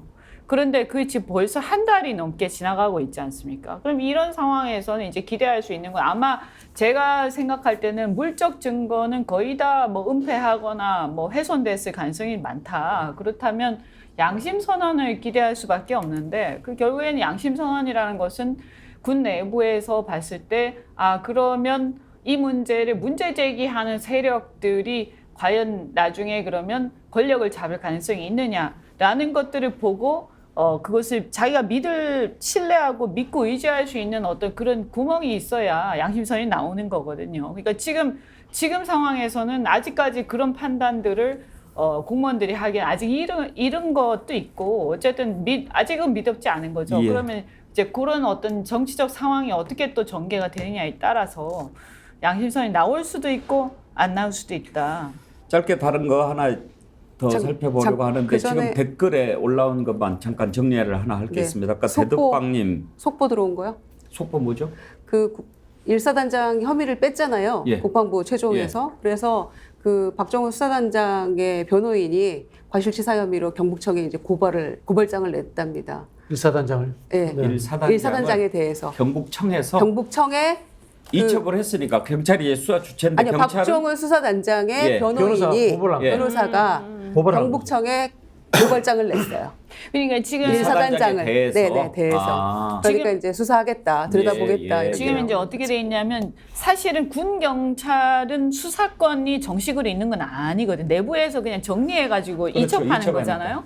그런데 문제는 뭐냐면 경북 경찰청에서 그걸 이첩 받아서 빨리 조속하게 수사를 해야 되는데 그걸 신속하게 수사를 안 하고 초동 수사 시기를 계속 미루면서 그러면서 도로 돌려보냈단 말이에요. 이게 매우 심각한 거라고 저는 생각하거든요. 그러면 이 경북 경찰청이 경찰 수사권을 갖고 있는 경찰이 빨리 이 수사에 착수를 해야 되기 때문에 이거 이제 어쩔 수 없이 제가 볼 때는 그 수사단장의 변호인이 고발이라는 그렇군요. 수단을 통해서 수사를 빨리 착수하지 않으면 안 되게끔 지금 압박을 하는 어떤 그런 상황이 아닌가. 이첩이 안 된 부분도 경찰이 수사를 할 수는 있나요? 얼마든지 할 수 있죠. 예. 이게 그냥 참고 사항이니까요. 예. 나중에 지금 국방부가 이렇게 얘기를 해서 사단장을 뺐어도 경찰이 수사하는 중에 혐의가 사단장을 또 인정되면 얼마든지 집어넣을 적용할 수 수는 있습니다. 있군요. 예. 근데 다만 이제 참 밑에서 이제 올라왔을 때 이게 빠져 있으면 그것이 이제 어떤 선입견으로 좀 작용할 수 있는. 예. 제가 댓글을 하나 좀 정리를 해야 될 부분이 생겼습니다. 아까 대득방님 제가 댓글을 소개를 해드렸는데 탄핵이 답인데 현실적으로 불가능 이렇게 올라와서 이동관 후보자 탄핵 관련된 얘기인 줄 알고 제가 김주영 의원한테 여쭤봤는데 이분은 그 뜻이 아니고 윤석열 대통령 탄핵 관련된 내용으로 글을 올린 건데 왜 이런 오해가 생겼냐면요. 제가 직접적으로 이렇게 댓글을 쭉 내려다 보면서 진행을 할 수가 없습니다. 그래서 우리 제작진이 관심이 갈 만한 댓글들을 올려주시는데 그걸 보기 때문에 그 안에 대득방님이 올려주신 글들을 다 못 읽어서 흐름을 제대로 못 본 것 같습니다. 양해를 해 주시고요. 대득방님이 얘기하신 것은 윤석열 대통령 탄핵이 현실적으로 어렵다. 그 뜻을 얘기하신 건데 제가 이해를 잘 못했습니다. 죄송합니다. 예. 그리고 그 한동훈 장관이 아니고 이동관 후보자 말씀하신 거죠? 예. 짧게 이걸 한번 좀 살펴보고 싶은데 시간이 많지는 않지만 어제 또 법사위에서 한동훈 법무부 장관하고 최강욱 의원하고 설전이 벌어졌더군요. 참 두 사람 만나기만 하면 그런 모습을 많이 보이는데 이번에는 어느 쪽이 더 문제가 있는 것 같은지 한번 직접 보실까요? 지금 그 상호하고 뭐 그 결제 금액 갈인 문제 있잖아요. 라고 법무부가 여러 번 보도자료를 냈더라고요. 알고 계시죠? 특활비는 그게 영수증하고 관계없고요. 그거는 업추위를 말씀하시는 네. 거였습니다. 그러니까 취지를 잘 알면 취지에 맞게 답변을 해보세요. 그러니까 자 상호하고 계산 내역 답변을 기회를 안 주시면 또 뭐 답변을 지우고 발표 저렇게 그러니까 자꾸 깐죽거린다는 소리 듣는 거예요. 얘기를 깐죽거린다는 말을 직접 하는 정도는 좀 심하지 않아요? 그동안에 답변하면서 맨날 반말하지 마세요라고 얘기하죠. 예. 깐죽거리지 마세요. 그러니까 자꾸 반말 듣는 거예요. 위원장님, 저는 이거는 저 항의를 드릴 수밖에 이거 없습니다. 봅시다. 예, 저는 이거 해당 항의 드릴 수밖에 없고요. 음식점의 이 상호하고 제가 결제 사과 안 하면 금액을 제가 답변하지 않겠습니다. 본인 이 얘기는 국회 본회의장에서도 들었던 얘기고 국민들이 다 들어서 알고 계시는 얘기예요. 응? 제발 좀 태도를 무겁게 가지기 바랍니다. 최강욱 의원님한테 그런 얘기 들으니까 대한 진짜 이상합니다. 저렇게 꼭 하여튼 그 국무위원의 태도냐고요. 그럼 그게 국회의원의 태도입니까? 그럼 국회의원으로서 지금 정부 책임자한테 묻고 있는데 개인적인 감정을 가지고 자꾸 깐족거리는 거 보니까 그러면 안 되는 갑질하라고 거죠. 그 자리에 있는 건 아니잖아요. 갑질이 아니라 지금 질문을 하는데 자꾸 딴소리하면서 시간 보내는 아니 거잖아요. 갑질하면서 자, 자기 막말하는 게 질문합니다. 그게 고난이 있다는 거예요? 여러분 어떻게 보셨습니까? 시간도 다 됐고 네 분 말씀 들어봐야 예상을 벗어나지 않을 것 같고 1부는 여기서 마치도록 하겠습니다. 저게 오늘 우리 국회의 모습이고 저게 지금 우리 국무위원의 모습이고 우리 정부의 단면이고 그렇습니다. 양문석 박사님 수고하셨습니다. 김유정 의원, 박진영 교수, 이현주 의원 감사합니다. 네. 감사합니다. 1부 여기서 마치고요. 2부 오랜만에 오라 경제 윤경호 박사와 함께 중국 경제 한번 좀 들여다보려고 합니다. 여러분들 관심 많으시죠? 전하는 말씀 듣고 곧바로 이어가겠습니다.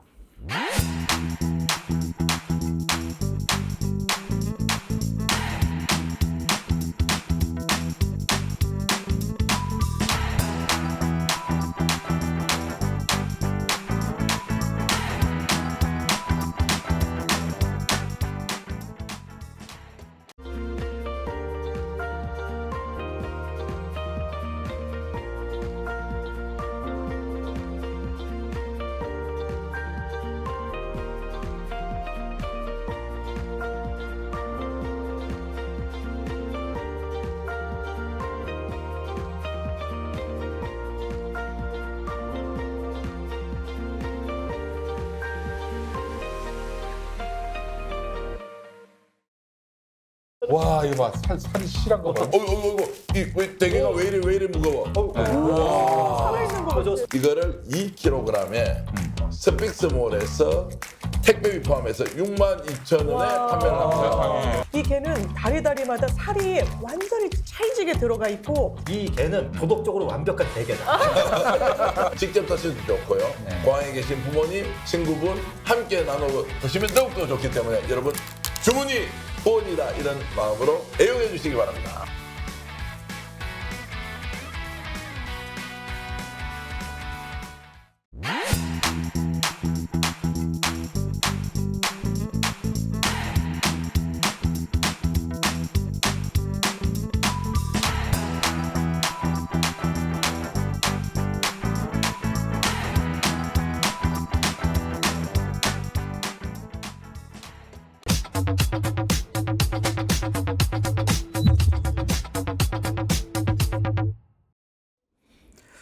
네, 오라 경제 시작하겠습니다. 윤경호 퓨처미디어 연구소장 나오셨습니다. 어서 오십시오. 안녕하세요. 오랜만입니다. 네, 오랜만입니다. 네. 중국 경제를 가지고 우리가 오늘 한번 좀 들여다보려고 하는데 예. 이제 일단 중국 경제가 지금 상당히 어려워지고 있는 것 같아요. 그러니까 왜 이렇게 어려워졌는가도 한번 생각해 보고 그런 상황에서 이제 우리와 한중 간의 경제 문제도 들여다볼 필요가 있고 또 한 가지 이제 걱정되는 거는 이번에 한미일 정상회담 끝났는데 중국이 크게 반발하지 않습니까? 예. 이제 신냉전 시대다 그런 얘기를 하는데 우리야 뭐 말로는 뭐 이건 뭐 중국하고 싸우겠다고 만든 거 아니라고 하지만 중국 입장에서 보면 불편할 거고 이런 상황에서는 또 어떻게 가는 것이 맞는가 그런 거 한번 좀 짚어보죠. 먼저 중국 경제 지금 어떤 상태입니까? 최근에 이 작지만 폭탄들이 몇 개 터졌어요. 예. 우선 중국 부동산 업체들, 부동산 개발 업체입니다. 들 중에 대형 부동산 개발 업체인 비구이위안이라는 예. 영어로 컨트리 가든이라는 이름을 가진 이 업체가 예. 300억 원어치밖에 안 되지만 채권 이자를 낼 능력이 없다. 예. 라고 채무 불이행, 영어로 디폴트라고 그러죠. 예. 이 위기에 직면을 했어요. 그리고 이게 흔들리니까 이 부동산 개발 업체에 투자를 했던 우리식으로 하면은 투자 신탁회사 정도 되는 투자 신탁회사가 고객들의 돈을 돌려주는 걸 못 돌려주겠다. 환매 중단 얘기를 또 연쇄적으로 일어나는 그렇습니다. 거죠.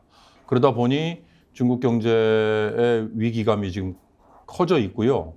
부동산이라는 게 중국에서는 투자에 상당히 중요한 부분을 차지하고 있기 때문에 중국 경제 자체가 이걸로 인해서 시스템 리스크에 빠지는 거 아니냐. 이제 이런 불안감이 커져 있고요. 이따 이제 짚어드리겠습니다만 중국 경제 성장률 전망치가 올해 한 5.6% 정도 됩니다. 이게 월드뱅크에서 내놓은 거거든요. 그런데 작년에는 3%에 그쳤어요. 근데 이게 5%를 밑돌 가능성이 있다. 이렇게 됩니다. 중국 경제를 이렇게 짚어야 되는 이유는 우리 경제가 아직은 중국과의 교역이나 수출에서 상당 부분 의존이 돼 있잖아요. 한 20% 차지하고 있으니까. 이런 점 때문에 우리가 주목을 해야 되고 그다음에 최근에 중학개미라고 하잖아요. 중국 샹하이 증시, 그다음에 홍콩 시장에 직접 투자를 하는 그 주식을 산 분들이 지금 마이너스 수익률에 허덕이고 있거든요. 그래서 우리 경제에 이 중국 경제를 도외시하고는 제대로 지금 볼 수 없는 상황이다 이렇게 진단할 수 있을 것 같습니다. 아까 그 컨츄리 가든 이름이 뭐라고요? 중국말로? 중국말로 비구이 위안. 이게 거기- 한자로는요. 예. 벽계수 할 때 그 벽계 예. 그리고 정원할 때 원 이렇게 벽계원이군요. 벽계원인데 중국말로 비구이 위안이고요. 이걸 예. 영어로는 컨츄리 가든이라고 자기들이 브랜드명을 쓰고 있습니다. 근데 벽계원보다도 더 큰 게 헝다그룹 사태 아니었습니까? 이제 헝다그룹은 예 그러나 지금 현재는 개발 벌려놓은 이 현장이라고 그러잖아요. 그걸로 따지면 이 비구이 위안이 3배, 4배 이상 큽니다. 그렇습니까? 그렇습니다. 그러니까 헝다그룹은 아시다시피 중국의 대표적인 부동산 개발 업체였는데 여기는 이미 뉴욕 증시에 상장까지 했어요. 그리고 세계적인 업체가 됐는데 여기는 2021년에 이미 이 채무 불이행 선언을 이미 한번 했어요. 하고도 근근히 버텨오다가 최근에 이 뉴욕 법원에 맨하탄 연방법원에 파산 보호 신청을 했습니다. 이거는 이제 뉴욕에다가 했던 이유는 해외 자산부터 일단 정리를 먼저 하겠다. 이런 의미니까 이 헝다그룹 역시 얘기 드린 부동산 개발업체의 동요의 연장선이다. 이렇게 봐야 될 것 같습니다. 사실 중국 경제를 지탱하는 삼각 기둥이라고 할 수 있는 게 수출, 내수, 부동산 이거 아니겠습니까?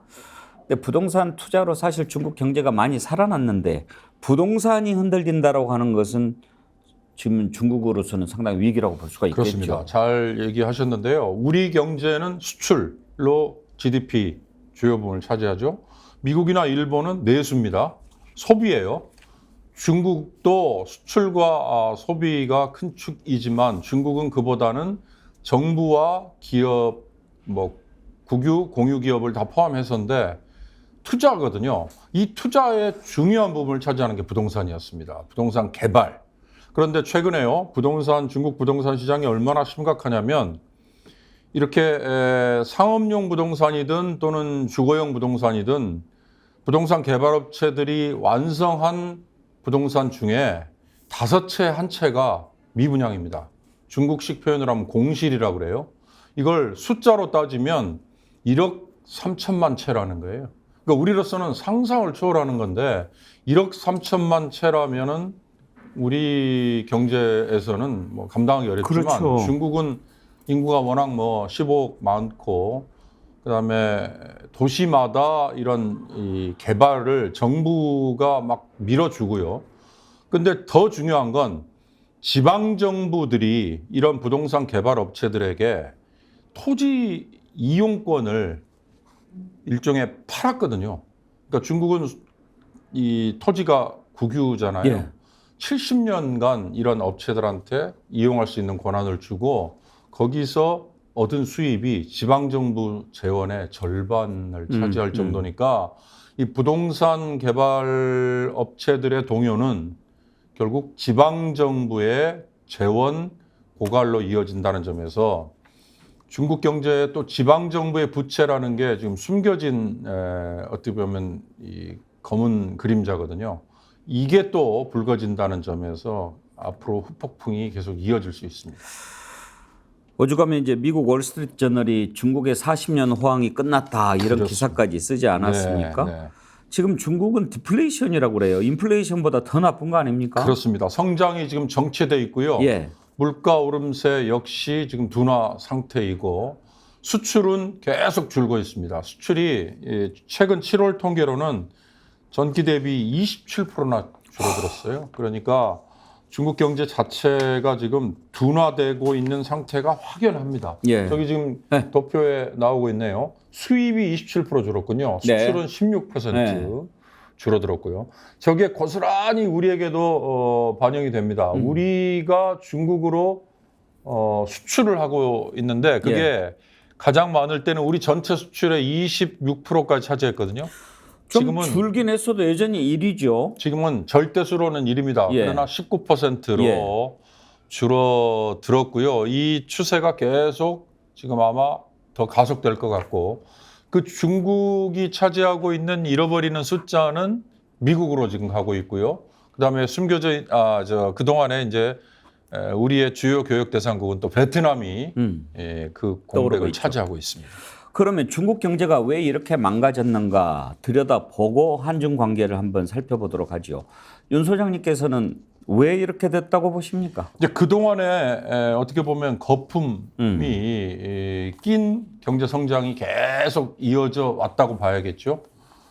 중국 경제 하면은 뭐 그 큰 규모인데도 불구하고 한 해에 7% 8%의 성장률을 달성하는 것을 당연시했습니다. 예. 그러나 작년에 코로나의 여파도 있지만 3%로 급감을 했거든요. 이때부터 중국 경제에 어떻게 보면 암운이 이제 드리워져 있었고요. 그다음에 중요한 것 중에 하나는 정부 주도로 이게 쭉 이루어졌지 않습니까? 그 이면에는 통계 역시 정부가 원하는 대로 일종의 마사지를 좀 했다. 믿을 수 없는 거죠. 그렇게 봤는데 그 통계의 이면에는 부채, 그러니까 중국 정부가 지고 있는 부채, 그다음에 지방 정부가 지고 있는 부채 이런 것들이 내놓은 수치보다 훨씬 더 클 수 있다. 예를 들어서 지금 말씀드린 지방 정부의 부채는요. 중국 정부가 내놓은 숫자만 놓고 보면 지방 정부의 부채가 중국 돈으로 37조 위안, 우리 돈으로 하면 6,600조 원 정도다 이렇게 발표를 했거든요. 근데 IMF가 추산을 해보니까 이게 5월에 발표된 건데 1경 2,400조. 그러니까 아까 중국 정부가 발표한 거에 2배를 넘죠. 그런데 골드만삭스는 아니다. 이보다 더 많다. 3경원 정도 된다. 이 3경원이라는 건요. 감이 안 가시죠? 예. 지금 현재 중국 정부 GDP의 절반을 훨씬 뛰어넘는 수준이니까 지방 정부의 부채가 이 정도면 중앙 정부의 부채를 포함해서 기업들을 포함하면 중국이 갖고 있는 부채도 GDP 대비해서 2배, 3배 이 정도 된다. 이렇게 되니까 이건 중국이 만약에 세계의 공장이라고 얘기하는 중국이 흔들리면 어떻게 될까? 근데 이제 그동안에 감춰져 있던 것들이 이 부동산 개발업체의 부실로 인해서 하나씩 둘씩 나올 가능성이 있다. 이렇게 보는 거죠.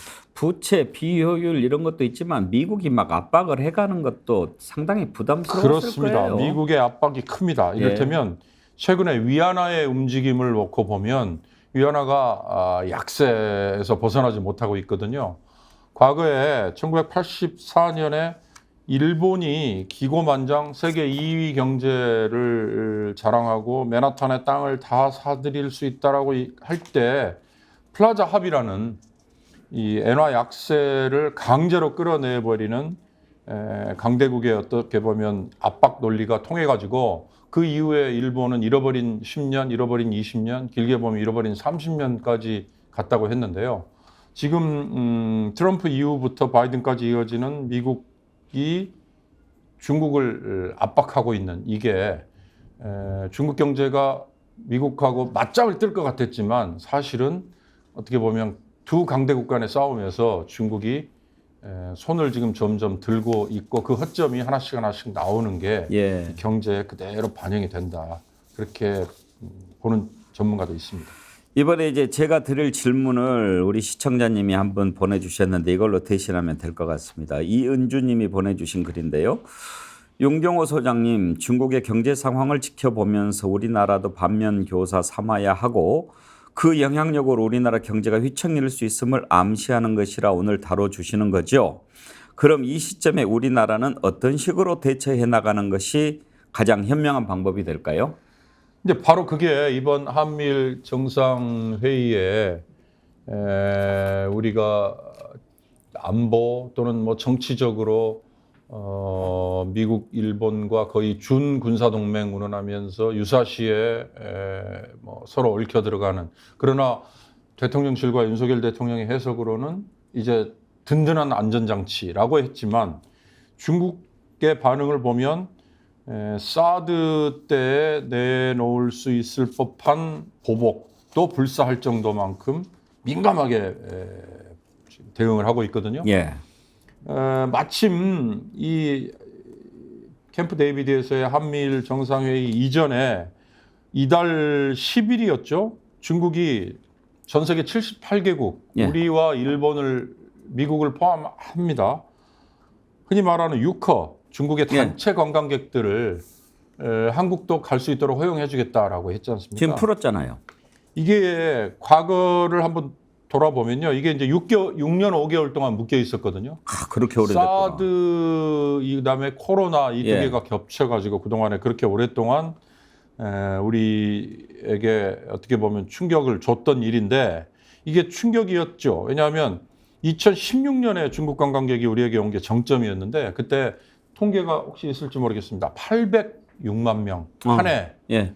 이게요 외국 관광객 전체 47%를 차지할 정도니까. 예. 그리고 기억하시겠지만 면세점 같은데 중국 보따리 장수들이 와가지고 싹쓸이 해갔잖아요. 이렇게 이제 방안을 풀었는데 이 효과가 반감될 수도 있을 것 같다. 물론 다른 요인도 있습니다.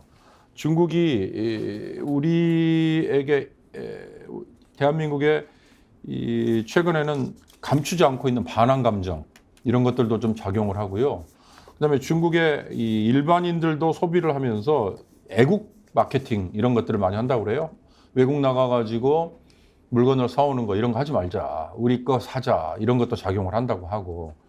그다음에 인접국에 사실은 관광을 많이 가는데 우리보다는 일본을 오히려 더 선호한다고 해요. 그러니까 이렇게 풀었지만 효과가 과연 제대로 나올까라고 하는 이 시점에 지금 이 한미일 회담 이후에 신냉전 시대라는 게 이제 본격화됐다는 거 아닙니까? 그러니까 결국 경제에서도 이 정치 외교안보의 영향을 아마 받을 거다. 우리가 지금 아까 잠깐 말씀드렸습니다만 대중교육이 전체 20%를 차지하거든요. 수출도 19%니까 비슷하지요. 그러면 올해 지금 우리 한국 경제 성장률이 우리는 지금 정부의 전망치도 1.4%입니다. 아까 말씀드렸지만 우리는 수출로 사실은 가장 GDP의 원동력이 되고 있는데 중국 포함해서 주요 우리의 교육국들이 이렇게 흔들린다면 그다음에 정치적인 압박까지 가세한다면 우리 경제에 직격탄이 될 수도 있을 것이다. 이런 걱정을 할 수밖에 없죠. 아까 중국 관광객 현황 말씀하셨는데 이제 표는 없습니다만 제가 살펴보니까 2016년이에요. 800만 명을 넘었을 때가. 그랬다가 한번 축 출렁거리고 이제 사드 때 그랬다가 2019년만 해도 600만이었어요. 그랬던 게 이제 2020년에 들어서서 69만, 17만, 23만, 5만 뭐 완전히 이제 바닥으로 갔는데 이번에 풀었기 때문에 얼마나 다시 유커들이 찾아올 수 있을지는 모르겠습니다만 우리 윤경호 의원 MBN 계셨잖아요. 네. 저도 MBN에서 이제 프로그램 진행할 때 퇴계로니까 명동이 가깝잖아요. 이렇게 되니까 그냥 명동에 완전히 문 닫는 업체들이 상점들이 막 줄을 잇고 무엇보다도 이 중국 관광객들이 막 오면서 숙소가 부족하니까 퇴계로 쪽에 중국 관광객들을 노린 그 비즈니스 호텔 원룸 만들고 완전히 그 사람들 절단 다 쓸 거예요. 그게 또 서울시와 정부의 정책하고 맞물리는 게요. 그런 비즈니스 호텔을 짓는 걸 마구마구 허용을 해줄 때 주차장 그러니까 호텔은 일정 규모의 주차장이 반드시 있어야만 가능하도록 인가를 해줬는데 중국 관광객을 겨냥해서 비즈니스 호텔은 주차장이 없이도 올릴 수 있도록 마구 풀어줬거든요. 그때 그렇게 했군요. 그렇습니다. 그러다 보니까 이번에는 공급 과잉이 돼버렸죠. 그래서 멀쩡하게 지어놓고 그냥 놀리는. 주차장 없는 건물이 돼버렸네요. 그리고 아니 이 아까 말씀하셨지만 2020년 이후에는 코로나와 맞물려서 중국 관광객이 또 아예 못 들어왔잖아요. 그게 두 개가 같이 겹치면서 멀쩡한 호텔이 그냥 문을 열지도 못하는 영업을 못하는 사태가 속출을 했으니까 이게 얼마나 악순환입니까? 자, 그러면 이제 중국 상황을 살펴봤는데 지금 우리가 한미일 세 나라가 이제 협력 단계에 들어섰잖아요. 그게 어제 오늘 일이 아니고 그런 조짐이 쭉 있었는데도 불구하고 이런 것에 반발하면서도 중국이 우리나라를 찾아오는 관광객들을 풀어준 이유, 그건 어디에 있을까 궁금하거든요. 이제 중국 경제 자체 전체를 놓고 보면요, 우선 정치적으로는 시진핑이 3집권의 연임 이제 마무리했죠. 그러니까 대외적으로 뭔가를 이제 과시해야 되는 게 됐고요. 두 번째는 이 중국 경제 아까 말씀드렸지만 침체가 지금 심각합니다. 수출도 잘 안 되지요. 그다음에 내수도 뭐 별로 원활하지 않은 상황이에요. 그러니까 그걸 붐업을 하기 위해서 취한 조치도 거기에 같이 포함이 되고요. 이걸 전체적으로 리오프닝이라고 얘기를 하거든요. 그러니까 중국이 그동안에 꼭꼭 닫아 걸었던 코로나도 있고 그다음에 정치적인 요인도 있고 했던 거에서 이제는 자신이 있다라고 생각을 해서 개방을 했는데 그 개방에 이를테면 관광객들도 바깥으로 내보내는, 아까 유커라고 말씀드렸는데요. 이게 이제 단체 관광객을 흔히들 유커라고 얘기하는데 그에 대비되는 개념이 산커라고 중국말을 산커라는 게 있습니다. 이거는 한자로 이 흩어질 산자를 쓰거든요. 산객이라는 거예요. 유커는 유객. 산객이라는 건 3명 이하의 개별 관광객을 얘기해요. 이들이 바깥에 관광 다니는 거는 이미 풀어놨거든요. 근데 그들보다는 이렇게 중국은 역시 깃발부대, 이 단체 관광객이 상징이죠. 문제는 아까 제가 초두에 말씀드렸습니다만 이런 단체 관광객을 푼다고 해서 이들이 과연 우리나라에 와가지고 돈을 쓸까? 그런 점에서도 지금은 이제 의문점이 약간 있는데요. 전체적으로 중국이 리오프닝이라는 정책을 쓰고 있지만 이 자체가 중국 경제에 얼마나 도움이 될 건가, 이거에 대해서도 지금 고개를 갸웃하는 전문가들이 꽤 있습니다. 그런 점에서 중국 경제 자체가 지금 세계 경제의 시한폭탄처럼 되고 있다. 아까 제가 시스템 리스크라는 말씀을 잠깐 드렸는데요. 중국의 부동산 개발업체 한 곳이 채권 이자를 못 내겠다고 디폴트 선언을 딱 하니까 중국의 투자 신탁회사가 여기에 투자를 했다가 돈이 물려서 고객들이 돈 찾아 돈을 돌려달라고 오는데 그걸 못 돌려주겠다고 환매 중단을 선언했다고 말씀드렸잖아요. 이런 것들이 다 맞물려서 지금은 중국 경제 전체를 흔드는 시스템 리스크로 지금 가고 있기 때문에 이 리오프닝 정책, 그다음에 부동산 이 부실 문제, 이런 것들이 중국 경제 자체를 시한폭탄으로 만들어버리고 있다고 얘기 들을 수 있습니다. 우리가 중국 경제 관심 가질 수밖에 없는 게 우리하고 밀접한 관계가 있어서 그런 것 아니겠습니까? 으짜님, 일본과의 경제는 얻어질 수 있는 건 없지만 중국과의 경제는 우리나라에서 많은 타격이 오는 것 같습니다. 부산이대이님, 중국은 인구가 많아서 경기 불황에도 내수로 버틸 수 있는데 우리는 불황 지속되면 무너집니다. 그런 걱정 주셨고요. 에밀리 김님, 세계 지표가 10년 안팎으로 어떻게 될지도 무섭다. 기후변화도 그렇고. 이런 의견들 주셨는데, 자, 그러면 앞으로 펼쳐질 구도를 잠깐 한번 좀 보지요. 중국 경제가 금방 살아날 김이 안 보이고 우리는 중국에서 벌어지고 있는 일에 영향을 안 받을 수 없는 처지고 한중 관계는 지금 현재 그전보다 더 가까워지기는 조금 요원해 보이고 이런 상황에서 앞으로 한중 간의 관계, 단순한 경제를 넘어서 어떻게 될 것 같습니까? 한마디로 말씀드리면 몰빵은 정말 죽는 길이다. 이를테면 일본이 미국과 무조건 모든 일에서 한 배를 탄다고 해서 우리도 일본처럼 미국 편에 무조건 서겠다. 정치에서나 외교에서나 안보에서나 경제에서나. 그러면 상대적으로 미국과의 대척점에 지금 중국이 서 있잖아요. 그러면 우리는 본의 아니게 중국과 그냥 대척점에 서는 상황이 돼버리는 거죠. 몰빵을 이렇게 지르는 거는 정치적으로나 아니면 경제적으로나 우리에게 가장 큰 위험이 될 수 있다. 결국 저는 이 모호한, 그러니까 전략적 모호성이라고 얘기하지 않습니까? 이 외교에서의 그게 가장 어떻게 보면 철칙인데요. 경제에서도 우리가 양다리를 걸칠 수밖에 없는 상황이다. 왜냐? 대한민국은요, 중국의 대외 교역국 중에 한때는 1위였습니다. 그러니까 중국이 수입을 하는 대상 나라로 따졌을 때 2013년부터 19년까지 대한민국이 1위였어요.